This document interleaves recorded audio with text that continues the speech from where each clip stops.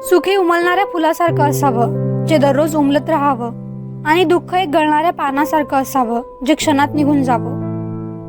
आपल्या आयुष्यातील चांगल्या माणसांचं महत्त्व आणि स्थान हृदयातील ठोक्यांसारखं असतं जे कधीही दिसत नाही, पण त्यांची स्पंदनं, त्यांचं अस्तित्व आपणास सदैव जाणवतं.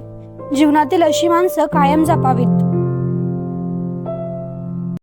स्वार्थासाठी व कामापुरती जवळ आलेली माणसं काही क्षणात तुटतात, पण विचारांनी व प्रेमाने जवळ आलेली माणसे आयुष्यभर सोबत राहतात. जर तुमचे कर्म चांगले असतील तर तुमचे नशीब देखील तुमच्या बाजूने असेल.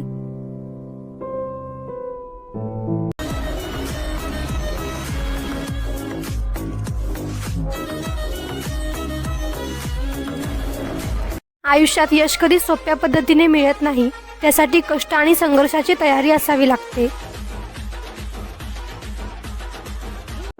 आयुष्यात यश मिळते तेव्हा कळते की आपण कोण आहोत, पण अपयशी होतो तेव्हा कळते की आपले कोण आहेत.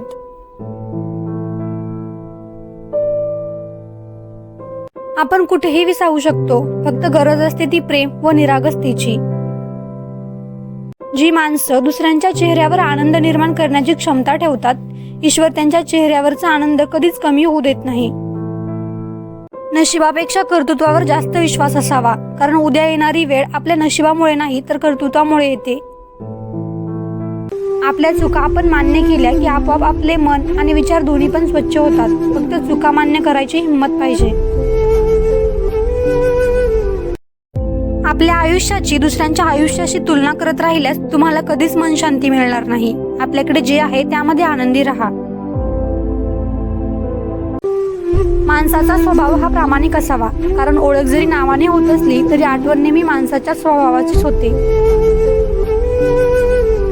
सोपं नाही या जगात प्रामाणिक व मनमोकळेपणानं जगणं, कारण लोक पाठिंबा कमी देतात आणि बदनामी जास्त करतात.